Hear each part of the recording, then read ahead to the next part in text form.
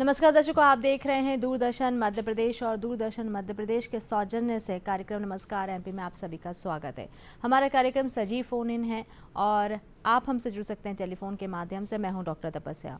दर्शकों, मैं आपको बताना चाहती हूं कि जिस तरीके से हमारा कार्यक्रम सजीव फ़ोन इन हो सकता है, तो उसी तरीके से आप हमसे जुड़ भी सकते हैं और हमसे बातचीत कर सकते हैं और जिस भी विषय पे हम चर्चा करेंगे उसका आप हिस्सा भी बन सकते हैं। बहुत आसान तरीका होता है। टेलीफोन नंबर्स जो हैं लगातार हम टेलीविज़न स्क्रीन पर दिखाते रहते हैं, उन नंबर्स पर आप फ़ोन कर सकते हैं और हमसे जुड़ सकते हैं।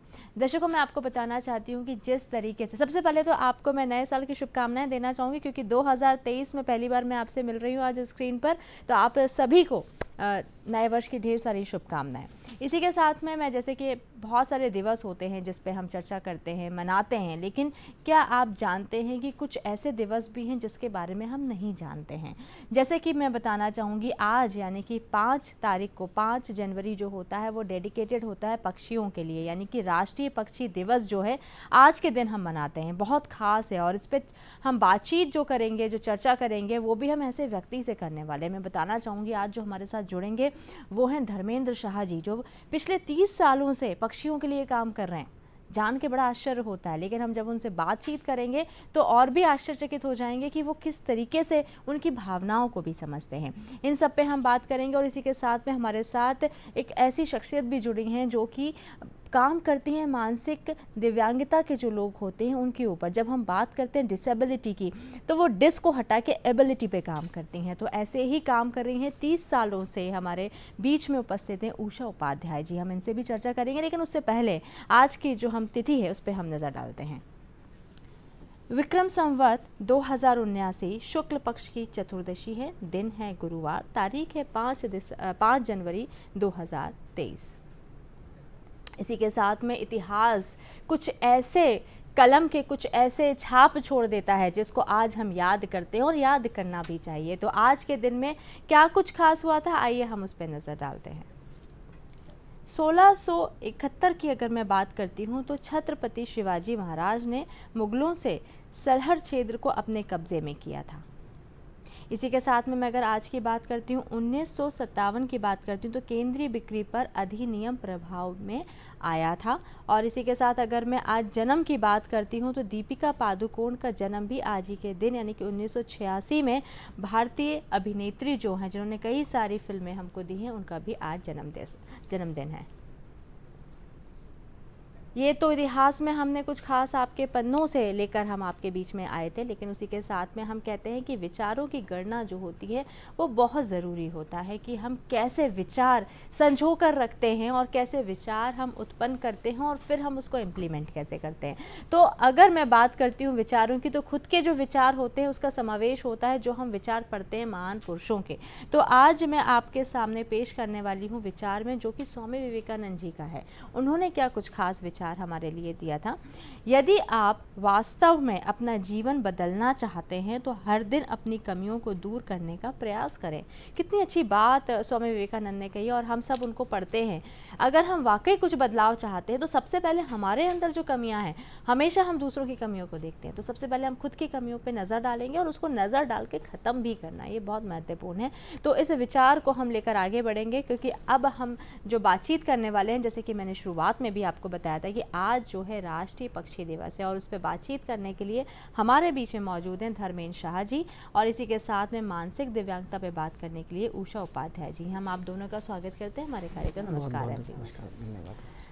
तो दर्शकों, यहाँ पे जो हम बातचीत करेंगे वो बहुत ख़ास हो जाती है, क्योंकि पक्षी को लेकर काम करना बड़ा अद्भुत सा लगता है। जैसे कि हम शिक्षा को लेके काम करते हैं, चिकित्सा को लेके काम करते हैं, लेकिन पक्षियों के लेके काम करना, आइए तो हम उनसे जानते हैं कि कब से उन्होंने शुरुआत करी थी पक्षियों को लेकर काम करने की। तो धर्मेंद्र जी, सबसे पहले तो बहुत शुभकामनाएं इसलिए दूंगी क्योंकि आप बहुत ही अनोखा काम कर रहे हैं समाज के लिए, उन लोगों के लिए जिनकी ज़ुबान नहीं है, जिनकी भाषा हम नहीं समझ सकते हैं। बड़ा सेंसिटिव होता है ये सब कुछ समझना, लेकिन आप उनके लिए काम कर रहे हैं। तो इट्स जस्ट लाइक कि मैं बोलूँगी कि ईश्वर के एक बहुत ही अच्छे आप रूप में आए हैं जो उनके लिए आप काम कर रहे हैं, और हम समाज में भी हम लोगों को एक बहुत अच्छा उदाहरण पेश कर रहे हैं। तो आप शुरुआत आपने कब से करी थी वो हम जानना चाहते हैं। एक्चुअली ये मिशन तो मुझे विरासत में मिला है मेरी मम्मी से। इसमें ये मेरी दूसरी जनरेशन है। जब हम छोटा था, मैं 8 या 9 साल का, 10 साल का, जब से ही मम्मी को ये सबको करते हुए देखा है मैंने। जब भी मार्केट से बहलिया निकलता था वो पैरेट खरीद लेती थी और पूरे पैरेट को उड़ा देती थी। तो बस यही सारी चीज़ें देखते देखते मैं बड़ा हुआ, और मम्मी मुझे समझाती भी थी कि पैरेट को कितनी तकलीफ़ होती है इस पिंजरे के अंदर, क्योंकि जनरली जब वो पैरेट अपने दोनों पर फैलाता है तो लगभग 18-19 इंच का उसका 20-25-22 इंच तक वो पहुंचता है, उसका एक पंख से दूसरे पंख का सिरा। और हमारे जो देश में जो पिंजरे का स्टैंडर्ड साइज़ है वो लगभग 18 से 12 इंच है। तो कैद एक समझ में आता है, लेकिन ये किस तरीके की कैद है कि आप जीवन भर अंगड़ाई भी नहीं ले पाओ। जैसे कि हमको कोई अगर 5 feet by 5 feet by 5.5 feet के बॉक्स में कैद कर दे तो हम ज़िंदगी कैसे निकालेंगे। तो यही चीज़ें देख देख के बड़ा हुआ। फिर जब काफ़ी थोड़ा हम आगे बढ़े, जब मेरी मम्मी नहीं रही, तो इसको मैंने मिशन पंख नाम दिया और इस पर हम काम कर रहे हैं। अच्छा, कभी आपने उनसे पूछा नहीं कि ये सब आप ऐसा क्यों करती? क्योंकि ये तो ठीक है, हम समझते हैं कि हम चीज़ों को अगर कैद कर लेते हैं, किसी भी जीव को हम कैद करते हैं तो वो बहुत ही दुखदायी होता है उनके लिए, उनके जीवन के लिए। लेकिन आपने उनसे नहीं पूछा कि आपके मन में ख्याल कैसे आया?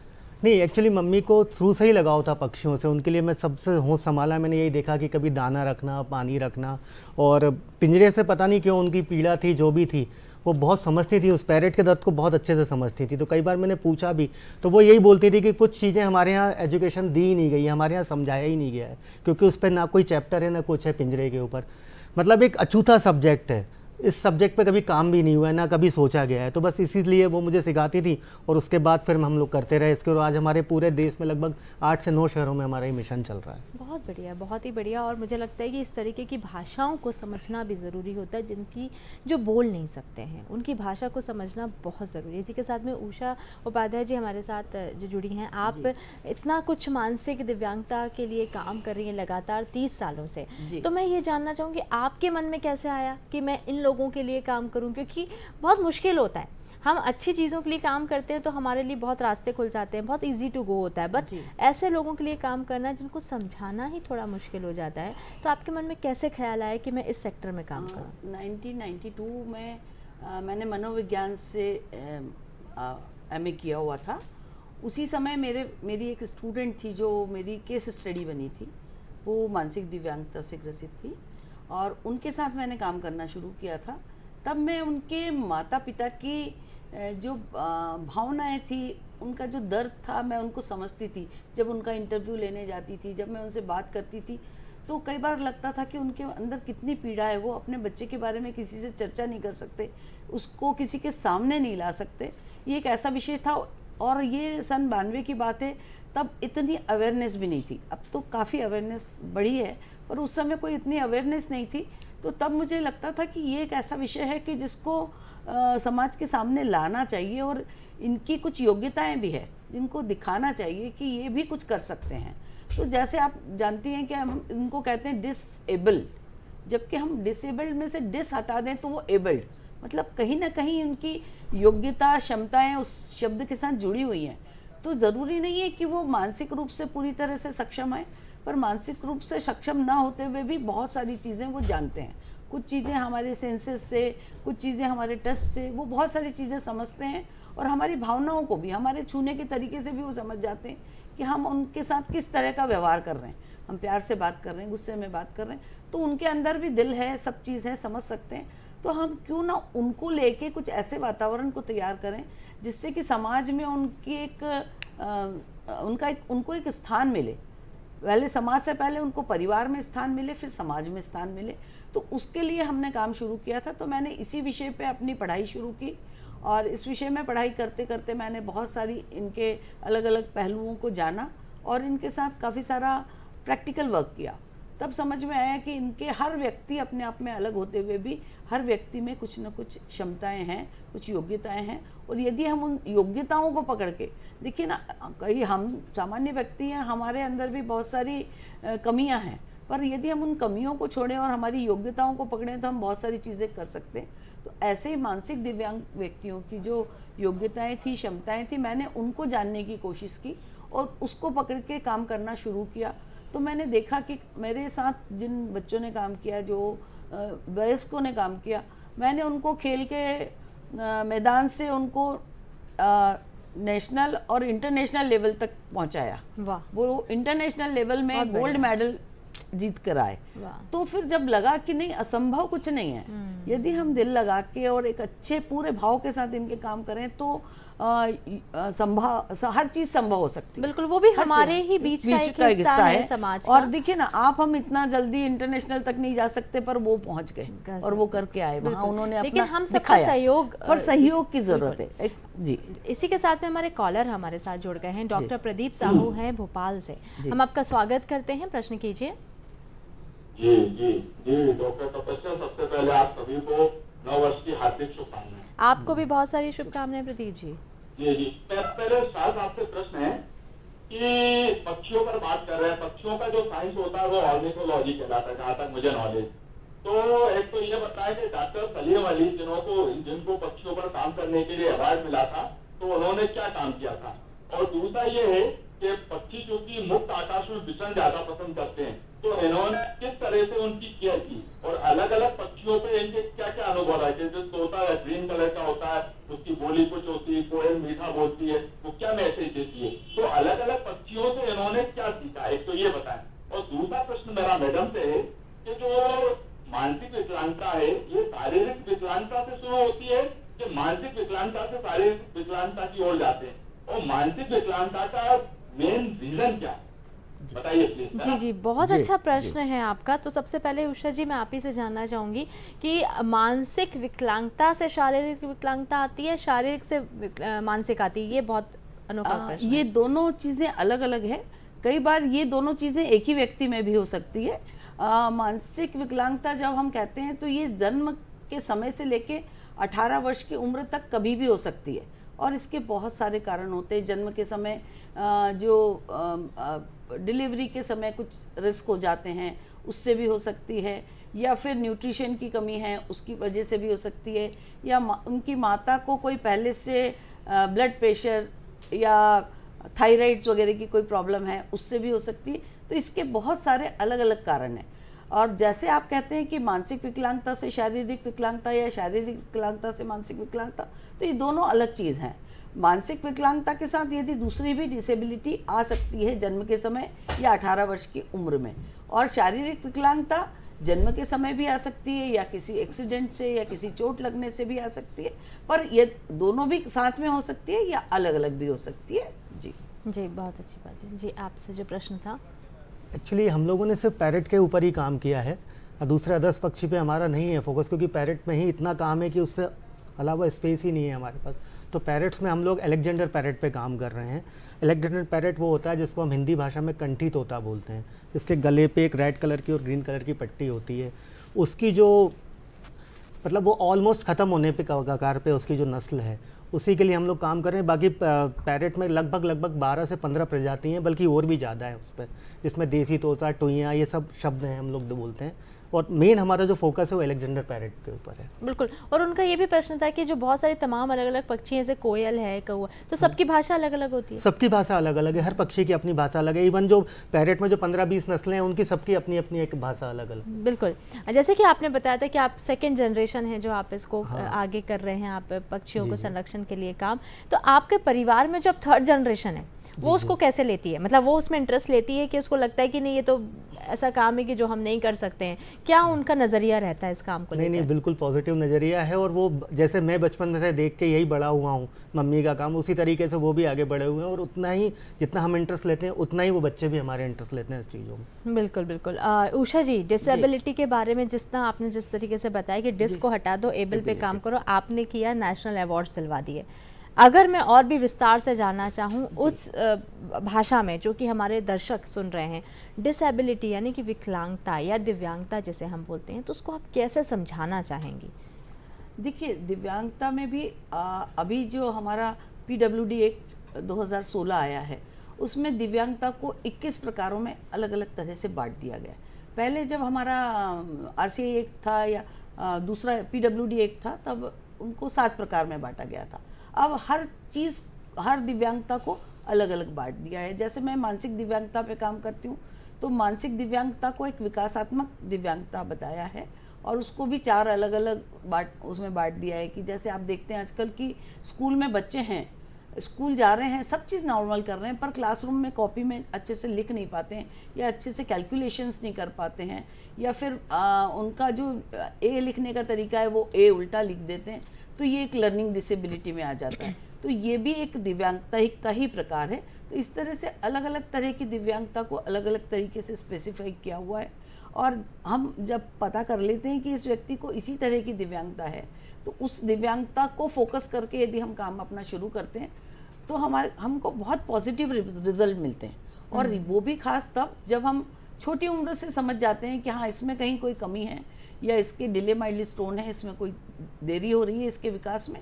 हम वहीं से शुरू करते हैं कि जाने कि इसमें देरी क्यों हो रही है, इसके क्या कारण है। यदि उन चीज़ों को हम जान के आगे बढ़ते हैं तो हमको काफ़ी सक्सेस मिलती है। बिल्कुल। सक्सेस उषा जी, मैं ये भी जानना चाहती हूँ कि आपकी संस्था पूरी तरीके से डेडिकेटेडली इसके लिए काम करती है, तो आपकी संस्था किन किन पैरामीटर्स पे ध्यान देती है? मतलब कैसे कैसे अलग अलग स्ट्रीम के लोग आपसे जुड़े हैं और किन चीज़ों पे सबसे ज़्यादा फोकस करते हैं आप लोग? देखिए, हम लोग हर एज ग्रुप के लिए काम करते हैं, जिसमें हम लोग 0 से 10 ईयर्स का एक ग्रुप रखते हैं जिसको हम लोग कहते हैं अर्ली इंटरवेंशन। कि जैसे ही कहीं से पता लगता है, किसी पेरेंट्स को कोई डॉक्टर के थ्रू पता लगता है कि आपका बच्चा सामान्य बच्चे से थोड़ा अलग है, इसके माइलस्टोन थोड़े डिले हैं, चाहे वो चलने में हो, चाहे बोलने में हो, चाहे समझने में हो, तो आप ऐसे सेंटर पे जाइए जहाँ इसको मल्टी सेंसरी अप्रोच से प्रशिक्षण दिया जा सके। तो हम उस ग्रुप के लिए काम करते हैं। उसमें हम ये कहते हैं कि स्कूल रेडीनेस स्किल, जब बच्चा बड़ा होने लगता है तो उसमें एक स्किल होनी चाहिए कि वो स्कूल जा सके, माता पिता से अलग हो सके, स्कूल जाके अपने सामान को संभाल सके, स्कूल के नियमों का पालन कर सकते हो। तो हम वहाँ से शुरू करते हैं कि एक बच्चा यदि डिले माइलस्टोन का है तो उसको कैसे इम्प्रूव किया जाए कि धीरे धीरे वो सामान्य स्कूलों में जाने लायक हो। और उसको हम समावेशन कहते हैं कि नॉर्मल बच्चों के साथ इस तरह डिले माइलस्टोन का बच्चा स्कूल जाने लगा है और वो समावेशन की तरफ बढ़ रहा है, समाज के अंदर जुड़ता जा रहा है, उसको समाज में शिक्षा के क्षेत्र में हमने जोड़ा है, धीरे धीरे वो बाकी और चीज़ों में भी जुड़ता है। तो हम वहाँ से शुरू करते हैं। तो हम लोग का एक जो प्रोग्राम चलता है उसको हम कहते हैं अर्ली इंटरवेंशन या स्कूल रेडीनेस स्किल। दूसरा हम लोग का होता है कि वोकेशनल ट्रेनिंग, कि जब बच्चे 14 साल के हो जाते हैं तो कहीं ना कहीं हम लोग के नॉर्मल बच्चों के लिए भी हम फोकस करने लगते हैं कि आगे जाके क्या बनेगा, ये क्या करेगा। इसी तरह स्पेशल बच्चों के लिए भी होता है कि इसमें क्या क्या एबिलिटीज़ हैं, इसको हम किस लाइन पे जा सकते हैं। इस लाइन के लिए हमको फैमिली का वातावरण, फैमिली का बैकग्राउंड, प्लस इसके समाज में इसके आसपास क्या क्या चीज़ें इसके लायक हो सकती हैं, उसको देखते हुए हम लोग काम करते हैं। तो जैसे मान लीजिए कि किसी के माता पिता बिजनेस में है, मान लीजिए उनका कोई शॉप है और इस बच्चे में कुछ एबिलिटीज़ है कि किसी शॉप में का कोई एक हिस्से का काम ये कर सके, तो हम उसकी उस योग्यता को बढ़ाने की कोशिश करते हैं कि आगे जाके ये अपने पेरेंट्स के साथ शामिल होकर उनके साथ काम कर सके। या यदि इस तरह का नहीं है, पेरेंट्स जॉब वाले हैं, तो उसके अंदर और क्या योग्यता है कि हम इसको ओपन एम्प्लॉयमेंट में ले जाएं या सेल्फ एम्प्लॉयमेंट में दे, हम किस तरह का इसको काम सिखा सकते हैं। बिल्कुल। तो वहाँ से शुरुआत करते हैं हम इसके काम। कई बार ऐसा होता है जो स्पेशल चाइल्ड लोगों के घर में होते हैं, उन्हें पता नहीं होता है कि वो कहाँ जाके संपर्क करें, कैसे आपसे संपर्क करें, ये हम ज़रूर जानेंगे आपसे। लेकिन उससे पहले धर्मेंद्र जी, मैं आपसे जानना चाहती हूँ कि जिस तरीके से हमें पता है कि आपकी जो टीम है कई बार ऐसा भी करती है कि कहीं पर पक्षी जो है अगर बीमार है या उसको सहायता की ज़रूरत है तो आप या आपकी टीम वहाँ पहुँच जाती है और जो भी सहायता ज़रूरी होता है वो आप उन्हें पहुँचाते हैं। तो कैसे आप वहाँ तक पहुँचते हैं और लोग आपसे कैसे संपर्क करते हैं? इसके लिए हमारे नंबर वायरल हैं, बहुत सारे नंबर्स हैं, हमारे 2-3 नंबर्स हैं, वो सब लगभग सब जगह पे हैं। पिछले 10, 12, 15 सालों से हमारे नंबर पूरे वायरल हैं। तो वो हमको कॉल करते हैं और हमारी टीम थोड़ा सा समय लेके उन तक पहुंच जाती है। और जो भी ट्रीटमेंट हो, क्योंकि हॉस्पिटल्स का तो दिक्कत है क्योंकि पक्षियों के डॉक्टर्स ही नहीं है, तो अपने लेवल पे हम जो भी हो सकता है उस लेवल पे उससे करके पक्षी को ठीक करने की कोशिश करते हैं। अच्छा, मैं ये भी जानना चाहूँगी, जैसे आपने बोला कि पिंजरे में तोता बंद है या कोई पक्षी बंद है तो आपकी मानसिकता होती है कि उसको खोल दिया जाए, स्वतंत्र कर दिया जाए, क्योंकि उसका तो आकाश ही घर है। हाँ। तो हम उसको वहाँ तक पहुँचा दें। तो आप जब ऐसा देखते हैं कि कहीं पे पिंजरे में बंद है और उनको आप समझाइश देना चाहते हैं कि आप इसे खोल दीजिए, तो लोग कई बार रेजिस्ट करते होंगे कि नहीं खोलना है, तो आप उन्हें कैसे बताते हैं कि नहीं, इनको हटाना वहाँ से ज़रूरी, क्योंकि ये उनकी जगह नहीं है? एक्चुअली उसमें हम लोग 2 तरीके से काम करते हैं, क्योंकि अगर मान लीजिए हमारे पास कोई कॉल आया कि कहीं हमने पैरेट देखा है तो हम पहले उनके घर में जाते हैं। तो हमारे सामने एक बहुत बड़ी समस्या ये होती है कि अगर पैरेट 1 साल के अंदर या 8 या 10 महीने के अंदर हमको मिल गया है तो वो अपनी लाइफ में वापस जा सकता है। मान लीजिए कोई पैरेट को 5 साल हो गए या 10 साल हो गए या 4 साल हो गए और वो बहुत छोटे से पैरेट को ले आए तो वो अपनी लाइफ में वापस नहीं जा सकता। उस पैरेट को यही नहीं मालूम होता कि मैं पैरेट हूँ, क्योंकि वो इंसानों के बीच रह लेता है, उसको अपना नेचर ही नहीं मालूम होता। तो पहले वाले केस में जिसमें लगभग 1 साल के अंदर अंदर पैरेट हमको मिलता है तो हम उनसे पैरेट ले लेते हैं। हमारा एक छोटा सा वर्कशॉप होता है 10-12 मिनट का, वो हम उनके घर में करते हैं। हम उनसे रिक्वेस्ट करते हैं कि हमें चाय पिला दीजिए। जब तक चाय बन के आती है जब तक हम अपना पूरा उनको समझा देते हैं, क्योंकि पैरेट पालना हर तरीके से गलत है, क्योंकि इसके बारे में कुछ बोला नहीं गया है, ना कहीं किसी किताबों में है। जब हम उनको उस फैमिली को समझाते हैं तो उनकी समझ में आता है, क्योंकि हम लोग सब अंदर से बहुत अच्छे हैं और हम जानबूझ के कभी कोई गलत काम नहीं करते। जब हम 2-4 एग्जाम्पल उनको देते हैं कि उसको मनचाहा खाना नहीं मिल रहा, उसको उसकी फैमिली नहीं है, तो बिल्कुल कन्विंस होते हैं, पैरेट हमको दे देते हैं। फिर 2-4 दिन हम अपने पास पैरेट रख के उसको श्यामला पहाड़ी या कहीं भी उसके अच्छे सोर्स से उसको छोड़ देते हैं। लेकिन हमारे पास 90% केसेज ऐसे आते हैं कि जिसमें पैरेट को 2 साल हो गए, 3 साल हो गए, 4 साल हो गए, तो अब वो अपनी लाइफ में तो वापस जा नहीं सकता और उसकी ये वाली लाइफ भी हमको सही करवानी है। तो फिर हम उसकी लाइफ स्टाइल पूरी चेंज कराते हैं। उनको हम एक डाइट चार्ट दे के आते हैं पूरा कि आप इसको ये खाना खिलाइए। जनरली हमारी एक आदत होती है, हमारे घर में जो भी पालतू पैरेट होता है, हमारे हाथ में जो भी होता है हम उसको दे देते हैं। मान लीजिए कि रोटी हुई दे दी, बिस्किट हुआ दे दिया, टॉफ़ी हुई दे दी, तो हम उनको समझाते हैं कि मान लीजिए कि एक चॉकलेट का टुकड़ा अगर पैरेट खा लेता है तो इंस्टेंटली उसको हार्ट अटैक आता है, तुरंत ही। नमक की चीज़ों से उसके पूरे बाल झड़ जाते हैं, ब्रेन स्ट्रोक तक होता है। तो इस तरीके से हम उनको समझाते हैं, पूरा एक डाइट चार्ट दे के आते हैं। और चूंकि वो पैरेट आदी हो चुका होता है उस नेचर का, तो उसको धीरे धीरे कन्वर्ट कर देते हैं। फिर उनको हम बोलते हैं कि आप इसको खोलना चालू करिए, क्योंकि उसका डाइजेशन सिस्टम सही हो जाए। और उसके बाद फिर या तो कोशिश करते हैं कि वो लोग खरीद लें, नहीं तो फिर हम लोग अपने खर्चे पे उनको एक बड़ा पिंजरा अरेंज करा लेते हैं, लगभग 2.5 फीट का, कि जिससे कि उस पिंजरे के अंदर अच्छे से घूम सके। तो यानी कि हम उसको आकाश में छोड़ नहीं सकते हैं फिर? नहीं छोड़ सकते। उसकी रीज़न है, आपने एक कैरेक्टर देखा होगा मोगली एक है तो इंसानी, लेकिन वो रहा जानवरों के बीच में, तो वो जानवर हो चुका है। तो सेम चीज़ पैरेट के साथ भी होती है। कुछ लोग तो पैरेट की जब आंख भी नहीं खुलती है, जब उसको अपने घर में ले आते हैं, तो जब वो पैरेट आंख खुलता है तो उसको यही मालूम है कि मैं इंसान हूँ। उसको ये तो ध्यान ही नहीं रहता कि मैं पैरेट हूँ, उसके तो दिमाग में भी आता भी नहीं है कि मैं पैरेट हूँ। तो बस वही वो इंसानों के साथ रहने का आदी हो चुका होता है। पर मैंने बताया ना आपको, 90% केसेस हमारे पास ऐसे आते हैं जो 5 साल 7 साल जिनको हो चुका है। क्योंकि अब हमारा मिशन पूरे इंडिया में फैल रहा है, तो टेलीफोनिक कॉलिंग या वीडियो कॉलिंग से हम लोग उनकी उस पैरेट की लाइफ पूरी चेंज करवाते हैं और उस परिवार को आगे शपथ दिलवाते हैं कि आप आगे चल के किसी पैरेट को मत बांधिएगा, और अगर कोई बांध रहा होगा तो उसको मना करिएगा, क्योंकि इसकी लाइफ तो ख़राब हो चुकी, आगे आप कुछ लाइफ जीवन सही करिए। गजब, इस लेवल पे सोचना ही मुझे लगता है कि बहुत बड़ी बात होती है।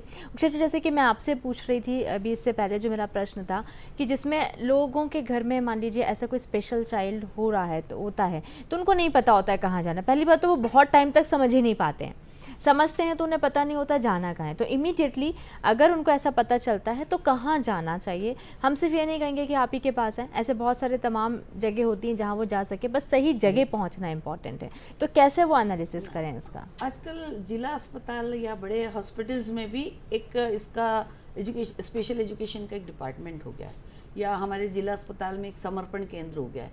यदि वो उस केंद्र पे जाते हैं तो वहाँ उस बच्चे का एक असेसमेंट होके उसको सही मार्गदर्शन मिल जाता है कि आप आगे इसको कहाँ ले जाएंगे, जहाँ से इसकी एक लाइफ अच्छी शुरू होगी, या इसके लिए जो इसमें एबिलिटीज़ हैं वो उसका विकास वो लोग कर पाएंगे, आप वहाँ तक ले जाइए। क्योंकि वो ऐसे मार्गदर्शन देते हैं कि जहाँ पूरी टीम होगी उस जगह वो जाएगा तो उस बच्चे में ज़रूर कुछ विकास होगा। बहुत अच्छी बात है, क्योंकि जिस तरीके से आप लोगों को एक रास्ता दिखा रही हैं वो बहुत ज़रूरी होता है उन बच्चों के लिए, क्योंकि एक एक दिन कीमती है। वैसे तो सभी के लिए कीमती है, लेकिन अगर मैं उन बच्चों की बात करूं जिनका डिलेड माइलस्टोन होता है तो ऑलरेडी वो बहुत पीछे होते हैं, तो उनके लिए हर दिन हर पल इतना कीमती होता है कि हमें उसे हर पल ट्रेन करना होता है ताकि वो आगे अपना जो एज है उसको वो कैचअप कर सकें और समान तौर पे अपनी ज़िंदगी जी सकें। यहाँ पे मैं धर्मेंद्र जी आपसे ये भी जानना चाहती हूँ कि अगर कमियों की बात की जाए तो आपको क्या लगता है कि हमारे ना केवल हम मध्य प्रदेश की बात करेंगे, ओवरऑल हम इंडिया की बात करते हैं अगर, क्योंकि राष्ट्रीय पक्षी दिवस आज हम सेलिब्रेट कर रहे हैं, तो क्या कमियां हैं जो आपको लगता है कि आज भी हमारे समाज में या एज अ फैसिलिटी मौजूद हैं?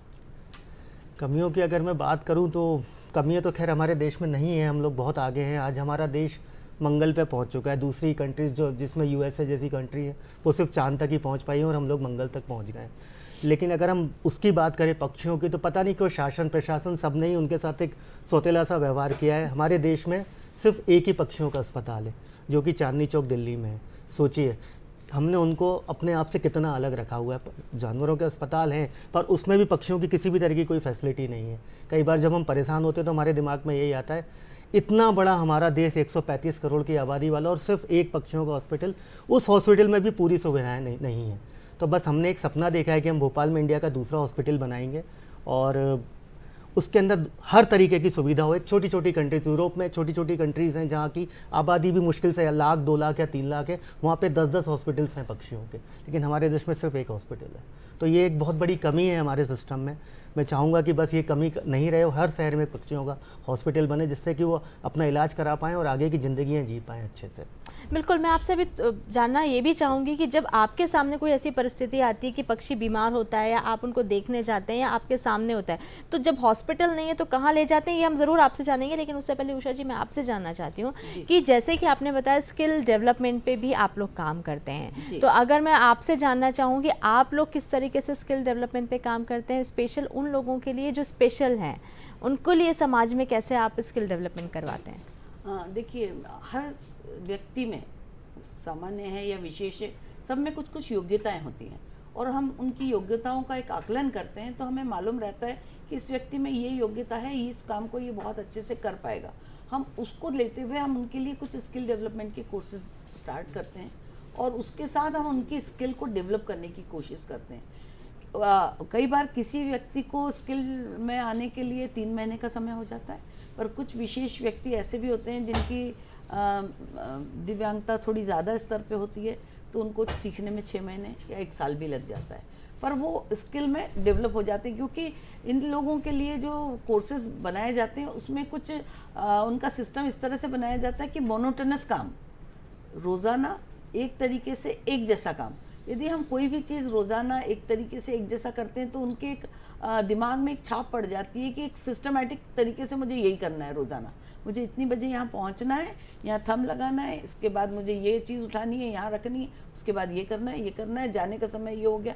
तो सब उस सिस्टम से उसको बांध देते हैं, उसको बदल देते हैं, तो वो सिस्टम के साथ बिल्कुल तैयार हो जाता है और वो बिल्कुल काम करता है। ऐसे हमने कई सारे यूनिट तैयार किए हुए हैं जहाँ माइल्ड, मॉडरेट, सीवियर तरीके के स्पेशल लोग हैं और वो अपना काम अपनी जिम्मेदारी के साथ बहुत अच्छे तरीके से बिना किसी इंस्ट्रक्शन के करने लगे हैं, बहुत अच्छा कर रहे हैं। अच्छा, तो जब हम स्किल डेवलपमेंट की बात करते हैं उषा जी, तो रोजगार अपने आप उत्पन्न होना शुरू हो जाता है ना, वो कहीं ना कहीं पे इंडिपेंडेंट हो जाते हैं। तो आपकी संस्था किस तरीके से उनको इंडिपेंडेंट करती है, कैसे उनको रोजगार दिलवाती है?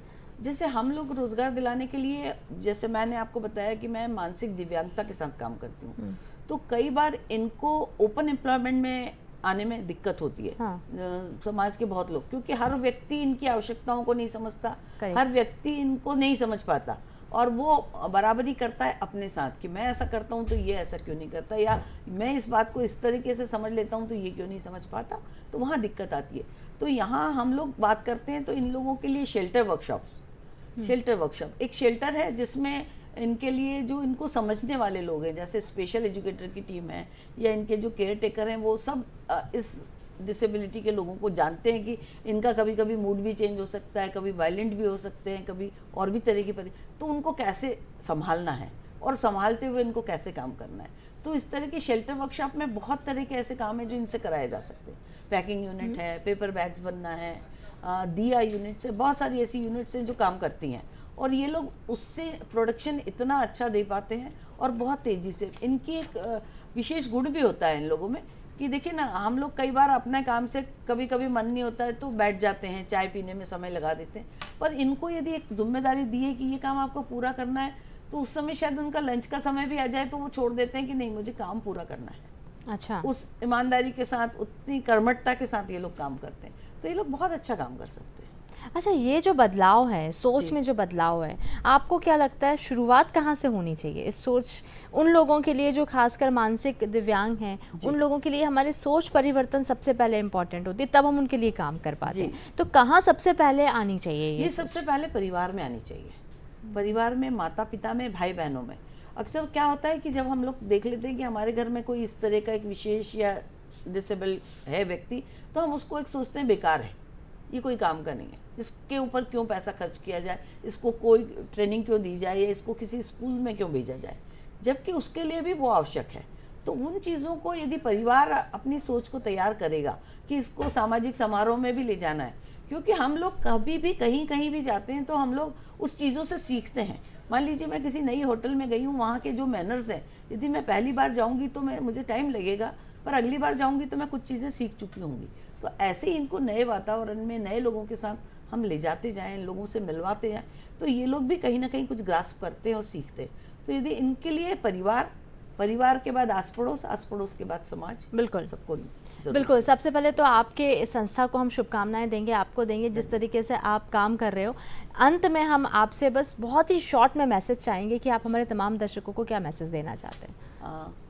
पहले तो मैं आपको धन्यवाद देना चाहूँगी, साथ में मैं हमारे दर्शकों को मैसेज देना चाहूँगी कि यदि कहीं भी आप कोई सफ़र कर रहे हैं, कहीं रास्ते में जा रहे हैं, किसी बस में, कहीं भी आपको ऐसा लगता है कि ये एक व्यक्ति है और इसमें कुछ सामान्य से कुछ अलग लक्षण दिखाई दे रहे हैं, तो इसको एक सही स्थान पे ले जाएं, जहाँ पे उसको एक सही मार्गदर्शन मिले और एक सही, या तो ट्रीटमेंट की ज़रूरत है तो ट्रीटमेंट मिले, या सही प्रशिक्षण की ज़रूरत है तो प्रशिक्षण मिले, उसको ज़रूर वहाँ तक पहुँचाएं और एक समाज में अवेयरनेस फैलाएं कि हम जिनको डिसेबल्ड कह रहे हैं वो डिसेबल्ड है, उनमें एबिलिटीज़ बहुत सी हैं। तो उस एबिलिटीज़ को बढ़ाने के लिए हम लोग क्या क्या कर सकते हैं, हमारे परिवार में रह के, समाज में रह के उन लोगों तक आप ज़रूर पहुँचें और उनको सही जगह तक अवश्य पहुँचाएं। इसके साथ बिल्कुल, और इसी के साथ में उषा उपाध्याय जी हमारे साथ हैं, आप समय निकाल कर आए उसके लिए बहुत बहुत धन्यवाद। नमस्कार सभी को, धन्यवाद। दर्शकों, यहाँ पे वक्त हो गया है पर्यटन का, क्योंकि हम हमेशा आपको ऐसी जगह पे मध्य प्रदेश के ले जाते हैं जो बहुत ही खास होती है। आज हम ले जाने वाले हैं उज्जैन में स्थित गढ़कालिका मंदिर, जो कि बहुत खास है, माता जी का मंदिर, और हम आपको दिखाते हैं कि वहाँ के जो श्रद्धालु हैं किस तरीके से उपासना करते हैं। तो आइए पर्यटन में ले चलते हैं गढ़कालिका मंदिर।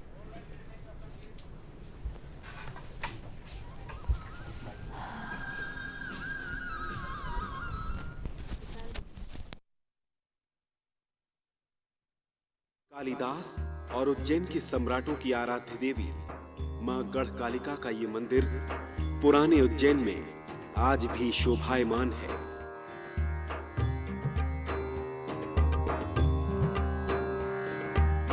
यह मंदिर जिस स्थान पर अवस्थित है उस संपूर्ण क्षेत्र को ही गढ़कालिका क्षेत्र कहा जाता है।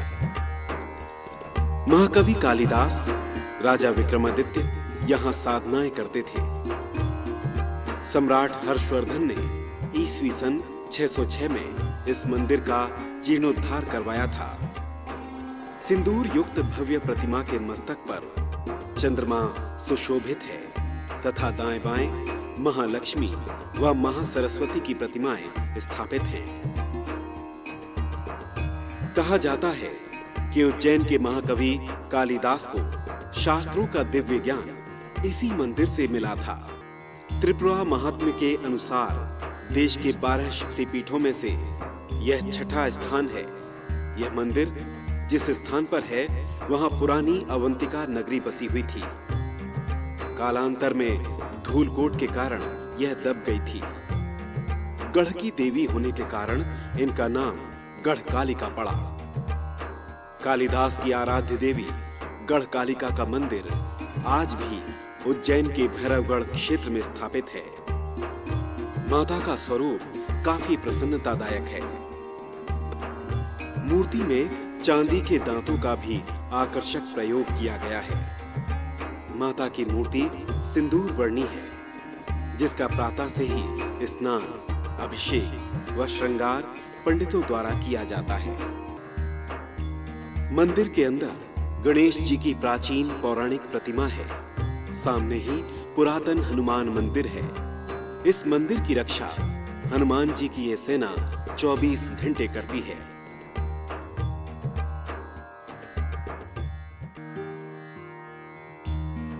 गौरतलब है कि पुरातत्व विभाग ने जब यहाँ की खुदाई करवाई थी तब उसमें बड़ी ईंटें, मनके, टकसाल तथा सड़कें निकली थी। इससे यह अनुमान लगाया गया कि यह स्थान ईसा पूर्व 500 वर्ष पुराना है। गढ़कालिका के मंदिर में मां कालिका के दर्शन के लिए रोज हजारों भक्तों की भीड़ जुटती है। तांत्रिकों की देवी कालिका के इस चमत्कारिक मंदिर की प्राचीनता के विषय में कोई नहीं जानता। फिर भी माना जाता है कि इसकी स्थापना महाभारत काल में हुई थी, लेकिन मूर्ति सतयुग के काल की है। बाद में इस प्राचीन मंदिर का जीर्णोद्धार सम्राट हर्षवर्धन द्वारा किए जाने का उल्लेख मिलता है।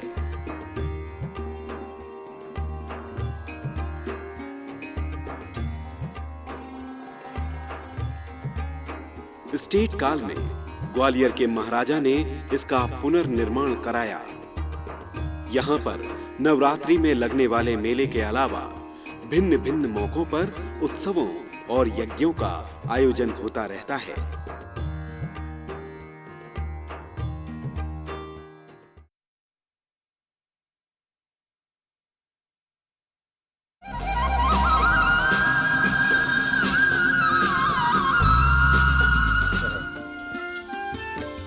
मध्य प्रदेश के भौगोलिक किनारे पर स्थित है ग्वालियर। ग्वालियर भव्य और शानदार इमारतों की एक सीमा प्रदान करता है। हमारे आज के सेगमेंट से मिले सुर।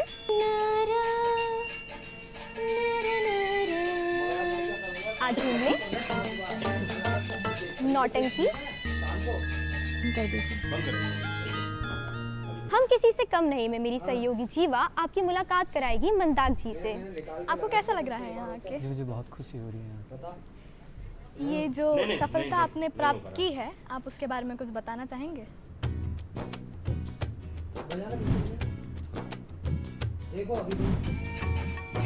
चर्चा खेती किसानी की, बातें फसलों और उनसे आमदनी की। लीजिए कृषि वैज्ञानिकों से सलाह, मौसम का सटीक अनुमान, रोजाना मंडी भाव की सही जानकारी, जानिए सरकारी योजनाओं का फायदा। खेती से जुड़ी तमाम जानकारी के लिए देखिए आप। ये हम गए थे उज्जैन के गढ़कालिका मंदिर और वहाँ पे हमने देखा माता जी का कितना सुनहरा रूप और इसी के साथ में वहाँ के श्रद्धालु पर्यटन में। अब हम बातचीत करते हैं यहाँ पे। धर्मेंद्र आपसे हम बात कर रहे थे, लेकिन उससे पहले मैं बताना चाहती हूँ हमारे बीच में मेहमान भी जुड़ गए हैं। रुद्र आदित्य खरे जो कि भजन गायक हैं, हम आपका भी स्वागत करते हैं रुद्र आदित्य हमारे कार्यक्रम नमस्कार एमपी में।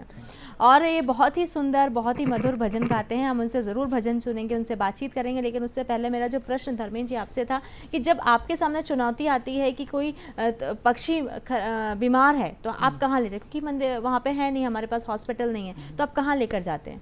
बस यही हम लोग देसी नुस्खों से उसका इलाज करते हैं और बस ऊपर वाले के भरोसे सोचते हैं। वो कहते हैं ना, राम भरोसे होता है, राम ऊपर वाले के ही भरोसे होता है उस पक्षी का इलाज, क्योंकि किसी भी तरीके की कोई फैसिलिटी नहीं है। इवन पशु हॉस्पिटल्स में भी उनको नहीं जानकारी होती है कि पक्षी को क्या देना है। हालांकि वो हमारे को बहुत हेल्प करते हैं, मदद करते हैं, लेकिन होता राम भरोसे ही है पूरा। बिल्कुल। और कहते हैं ना, जहाँ चाह होती है वहाँ राह तो हो ही जाती है। यहाँ पे हमारे साथ रुद्र आदित्य खरे जुड़ गए हैं और जो कि भजन गायक हैं। हम आपसे सबसे पहले तो रुद्र जी ये जानना चाहते हैं कि आपने शुरुआत कब से करी भजन गाने की? जी, मैं बहुत बचपन से गाना एक्चुअली मैंने कहीं सीखा नहीं है, पर मैंने हमेशा कोशिश करी एक अच्छा गाने की। और मैं जब से भजन गा रहा हूँ, ये करीब 6-7 साल हो गए मुझे भजन गाते हुए, और काफ़ी मेरे को लगता है भजन ऊपर वाले से हमें सीधा जोड़ता है। वाह, बहुत अच्छी बात है। तो मैं आज आप क्या पेश करना चाहते हैं हमारे तमाम दर्शकों को, क्योंकि वो उत्सुकता से आपको सुनना चाह रहे हैं कि आप उनके लिए क्या लेकर आए हैं आज? जी, सबसे पहले तो मैं अम्बे जी की एक बहुत ही खूबसूरत आरती आप सभी के सामने प्रस्तुत करने जा रहा हूँ। अम्बे तू है जगदम्बे काली। जी। फिर उसके बाद मैं हम चाहेंगे कि आप उसको सुनाएं हमारे तमाम दर्शकों को।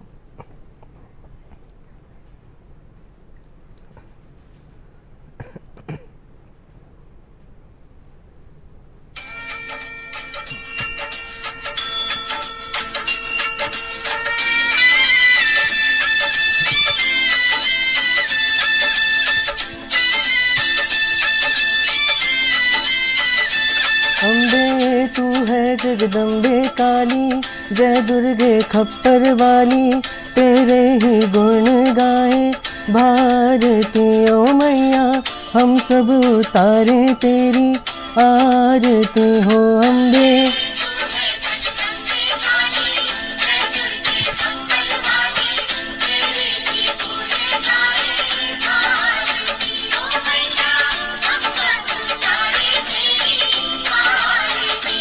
अम्बे तू है जगदम्बे काली, जय दुर्गे खप्पर वाली, तेरे ही गुण गाए भारती। तेरे भक्त जनों पर माता भीड़ पड़ी है भारी,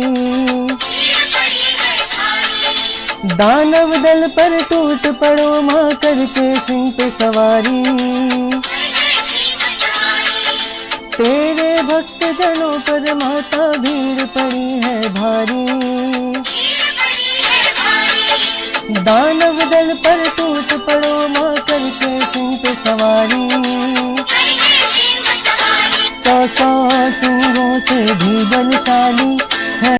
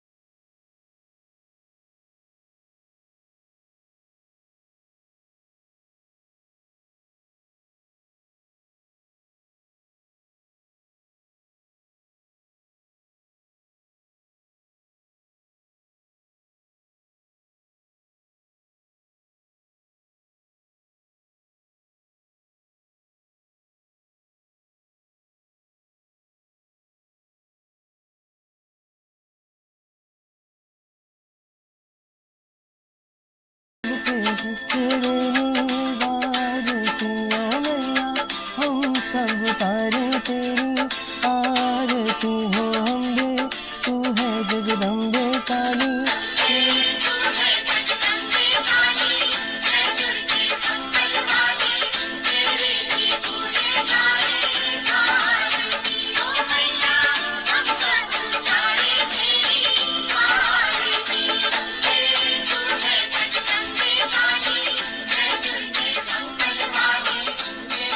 सबके लिए पेश किया था। और इसी के साथ में धर्मेंद्र जी, मैं भविष्य की योजनाओं के ऊपर मैं बातचीत करना चाहूँगी आपसे कि आपके भविष्य की क्या प्लानिंग है और क्या आपको लगता है कि क्या उपलब्धि आपके सामने अब आ गई है सामने? भविष्य का तो एक ही प्लान है कि दुनिया में कहीं भी पिंजरा नहीं होना चाहिए। मतलब हमारे देश से मतलब नहीं है या भोपाल से मतलब नहीं है, पिंजरा प्रथा ही गलत है, पिंजरा होना ही नहीं चाहिए। आज उस पिंजरे के चक्कर में हमारे यहाँ पैरेट की या तोते की नस्ल ही खत्म होती जा रही है। बस ये पिंजरा प्रथा के पीछे हम लोग पिछले 30 साल से काम कर रहे हैं और भविष्य में एक ही सपना देखा है कि कहीं भी किसी भी कोने में कोई पिंजरा नहीं हो। और अब भविष्य में एक योजना और भी है कि हर एक शहर में, जैसे कि मैंने आपको बताया कि हर एक शहर में छोटा सा एक हॉस्पिटल जरूर हो पक्षी का, जिससे कि उन्हें मतलब उपचार मिल जाए किसी भी तरीके से। क्योंकि बहुत सारे केसेस ऐसे आते हैं दिन में हमारे पास, महीने में 2-4-10 केसेस ऐसे आते हैं कि कबूतर पंखे में आ गया, करंट लग गया, पक्षी को ये हो गया, तो कुछ भी हम लोग कर नहीं पाते, हम लोग असहाय हो जाते हैं। तो यही है कि जितने भी हमारे पशु चिकित्सालय हैं उसमें पक्षियों का भी एक सेक्शन ऐड हो जाए। बिल्कुल बिल्कुल बिल्कुल, हम आपको भी भविष्य की बहुत सारी शुभकामनाएं देंगे, क्योंकि जिस तरीके से आप काम कर रहे हैं और आपने पुस्तक भी यहाँ पे पंख के नाम से लिखी है जो कि पक्षियों के ऊपर है।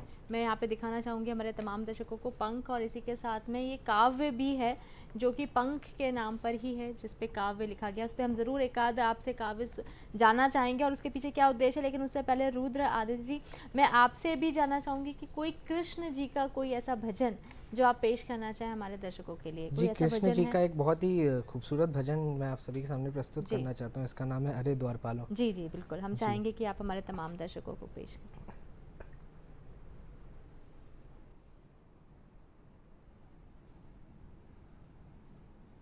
कृष्ण जी की जो भजन होते हैं वाकई मन को छू लेने वाले होते हैं। और आज बहुत ही खूबसूरत भजन जो है यहाँ पे पेश किया जा रहा है रुद्र आदित्य के द्वारा आप लोगों के लिए।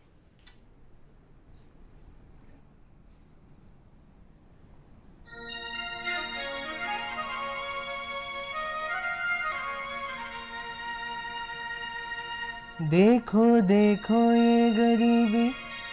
ये गरीबी का हाल, कृष्ण के दर पे विश्वास लेके आया हूँ। मेरे बचपन का यार है मेरा श्याम, यही सोच कर मैं आस करके आया हूँ।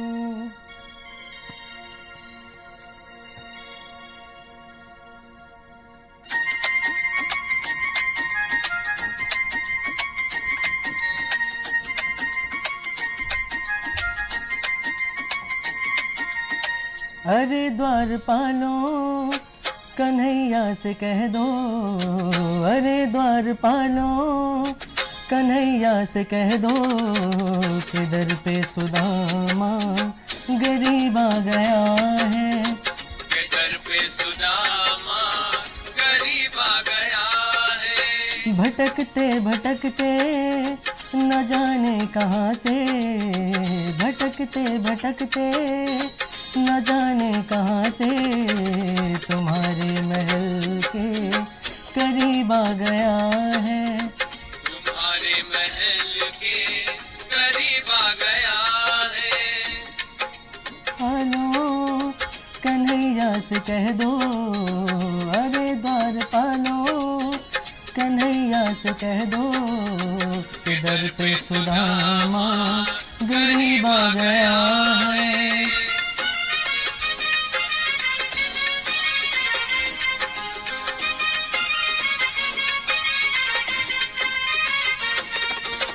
न सर पे है पगड़ी न तन पे है जामा, बता दो कन्हैया को नाम है सुदामा, बता दो कन्हैया को नाम है सुदामा। न सर पे है पगड़ी न तन पे है जामा, बता दो कन्हैया को नाम है सुदामा। ओ न सर पे है पगड़ी न तन पे है जामा, बता दो कन्हैया को नाम है सुदामा, बता दो कन्हैया को नाम है सुदामा। बस एक बार मोहन से जा कर के कह दो, तुम एक बार मोहन से जा कर के कह दो कि मिलने सखा बद नसीब आ गया है, कि मिलने सखा बद नसीब आ गया है। अरे द्वारपालो कन्हैया से कह दो, अरे द्वारपालो कन्हैया से कह दो कि दर पे सुदामा गरीब आ गया है, कि दर पे सुदामा गरीब आ गया है।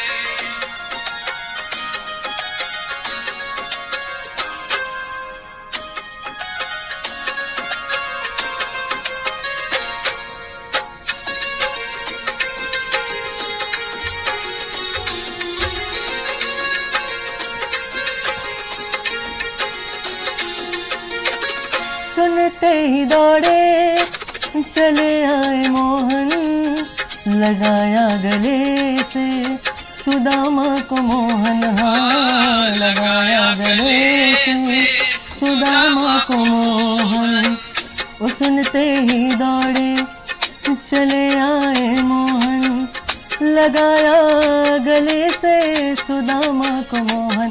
ओ सुनते ही दौड़े चले आए मोहन, लगाया गले से सुदामा को मोहन, हाँ लगाया गले से सुदामा को मोहन। हुआ रुक्मणी को बहुत ही अचंभा, हुआ रुक्मणी को बहुत ही अचंभा, ये मेहमान कैसा अजीब आ गया है, ये मेहमान कैसा अजीब आ गया है। अरे द्वारपालों कन्हैया से कह दो, अरे द्वारपालों कन्हैया से कह दो कि दर पे सुदामा गरीब आ गया है, कि दर पे सुदामा गरीब आ गया है। रुद्र आदित्य ने जो कृष्ण जी का जो भजन, मुझे लगता है कि सभी का बहुत फेवरेट है, ये हर कोई गुनगुनाता रहता है, लेकिन जिस तरीके से आपने यहाँ पे पेश किया इतनी मधुर आवाज़ में, सबका दिल जीत लिया है आपने। यहाँ पर हम जो बात कर रहे थे, क्योंकि आज राष्ट्रीय पक्षी दिवस है और इस पे पंख के ऊपर जो काव्य लिखा गया है, मैं धर्मेंद्र जी आपसे जानना चाहूँगी, आप ही से मैंने पूछा था सबसे फेवरेट आपका कौन सा है, तो आपने कहा दिवाली। उसके बारे में मैं कुछ बताऊँगी, लेकिन उसका जो विस्तार है मैं सबसे पहले आपसे जानना चाहूँगी, आपने इसके बारे में ऐसा दिवाली पे क्यों लिखा? एक्चुअली हम लोग जब पैरेट को घर में लेके आते हैं तो उसको एक खूंटे से बांध देते हैं, बालकनी में टांग देते हैं, तो पैरेट के अंदर की जो भावनाएं होती हैं वो मैंने, मतलब मैं कोई प्रोफेशनल लेखक नहीं हूँ, वो तो जब शब्द मिलते गए तो मैं लिखता गया। पिछले कोविड में जब मुझे टाइम मिला तो मैंने सारी कविताओं को इकट्ठा किया और उसकी एक बुक पब्लिश हो गई। तो मतलब पैरेट को जब हम बांध तो देते हैं और जब वो शाम होती है तो क्या सोचता है, उसको भूख लगती है तो क्या सोचता है, मम्मी की याद आती है तो क्या सोचता है, बचपन के दोस्तों की याद आती है तो क्या सोचता है, ठंडी हवा चलती है क्या सोचता है, वार त्योहार आते हैं तो क्या सोचता है। तो हर एक सब्जेक्ट पे एक कविता लिखी है, तो इस तरीके से 64 कविताएं इकट्ठी हुई इसमें। अच्छा। और उसमें मेरी फेवरेट दिवाली है। दिवाली पे जैसे आपने बताया कि भावनाएं जो हैं एक पैरेट की, एक पक्षी की जो हैं वो क्या हो सकती हैं, हमारी भी होती हैं, उनकी क्या हो सकती हैं। तो कुछ पंक्तियां हैं जो मैं आपके सामने साझा करना चाहती हूँ। इस दिवाली पर मैं अपने घर जाना चाहता हूँ, अपनों से मिलना चाहता हूँ, अपने घोंसले में दिया जलाना चाहता हूँ, इच्छाओं की रंगोली बनाना चाहता हूँ, दुख को पटाखों में डालकर फोड़ना चाहता हूँ, नई नई लोरियाँ सुनना चाहता हूँ, पत्तों के रंग देखना चाहता हूँ, फूलों के शब्द चुनना चाहता हूँ, एक बार मेरे पिंजरे की खिड़की खोल दो दोस्तों, मैं फिर से आकाश में उड़ना चाहता हूँ। कितना सुंदर लिखा है यहाँ पे धर्मेंद्र शाह जी ने इस कविता को, दिवाली को व्याख्यान करते हुए कि किस तरीके से एक उसकी भी जिज्ञासा होती है कि मैं किस तरीके से दिवाली या कोई त्यौहार या कोई भी पर्व या हर दिन कैसे जीऊँ, उसके आसमान में खुला छोड़कर उसके अपने घर जाकर ही वो जी सकता है। तो बहुत अच्छी आपकी सोच है और जिस तरीके से आप काम कर रहे हैं धर्मेंद्र जी, वो बहुत ही सराहनीय है। क्योंकि ऐसी भाषा, क्योंकि हम कोविड में जब हम घर में बंद हुए तो हमें पता चला कि आज़ादी क्या होती है, हर पल अपने हिसाब से जीना क्या होता है। तो उस अगर हम अनुभव को फिर से ध्यान में रखते हैं जहन में, तो हमें पता चलेगा कि एक पक्षी का जीवन जब हम पिंजरे में डाल देते हैं तो क्या होता होगा। अंतिम सवाल मेरा आपसे धर्मेंद्र जी है कि एक शॉर्ट में आप क्या मैसेज हमारे तमाम दर्शकों को देना चाहते हैं? मैं सबको सबसे पहले तो आपको धन्यवाद दूंगा कि आपने इतना बड़ा हमें मंच दिया हमारे मिशन को, और मैसेज यही देना चाहूँगा कि कभी ना कभी एक बार आप बंद जरूर हुए होंगे, बचपन में भगवान ना करे नहीं हुए तो एक अच्छी बात है, कभी खुद को आप एक बार बंद करके देखिए अपने घर के वॉशरूम में या कहीं भी। आप सोचिए 5 मिनट निकालना हमें कितने मुश्किल हो जाते हैं, तो उसको तो पूरी ज़िंदगी ही निकालनी है। एक पैरेट 40 से 45 साल अपनी जीवन जीता है, हालांकि पिंजरे में तो 10-12 साल से ज़्यादा जी नहीं पाता है। तो आपको जब भी कोई पिंजरा दिखे या तो हमें कॉल करें या तो फिर उस चीज़ का विरोध करें, बस उनको समझाएं जाके कि ये चीज़ गलत है। इस तरीके से अगर हम एक दूसरे से पहुँचते गए, दिए से दिया जलाते गए, तो एक दिन ये पिंजरा प्रथा जरूर खत्म हो जाएगी। बस यही मैसेज देना। बिल्कुल, और इसी बातचीत और मैसेज के साथ में राष्ट्रीय पक्षी दिवस की भी मैं आप सभी को शुभकामनाएं देती हूँ, और इस बात को मैं ज़रूर जहन में रखूँगी कि मैं खुद भी लोगों को इस बात के लिए अवेयर करूँ कि पक्षी को आसमान में छोड़ दिया जाए। यहाँ पे रुद्र आदित्य खरे भी थे जो कि बहुत ही सुंदर उन्होंने हमें भजन सुनाए। आप यहाँ पे समय निकल गए रुद्र आदित्य खरे, उसके लिए बहुत बहुत शुक्रिया। धर्मेंद्र शाह जी, आप भी यहाँ पर आए और बहुत अच्छा मिशन जो आपका, शुभकामनाओं के साथ मैं आपसे भी विदा लेना चाहती हूँ। तो दर्शकों, यहाँ पे वक्त हो गया है विदा लेने का, लेकिन उससे पहले जिस तरीके से आज हमने चर्चा की थी, आप भी शपथ लीजिए हर पक्षी को उसके आसमान तक पहुँचाना है, शुरुआत हमसे करना है और जो मिशन पंख है उसका साथ हमें देना है। इसी के साथ में आज के कार्यक्रम नमस्कार एमपी में जो हमने बातचीत की लिए उसके लिए बस इतना ही। तमाम जो दर्शक हमारे साथ जुड़े और हमारे कॉलर जो, उनका मैं धन्यवाद करना चाहती हूँ। हम फिर मिलेंगे एक नए विषय पे चर्चा करने के लिए, एक नए दिन और एक नए विषय पे बात करेंगे, उसके लिए हम ज़रूर तैयार रहेंगे। लेकिन आज के लिए बस इतना ही, मुझे इजाज़त दीजिए, नमस्कार।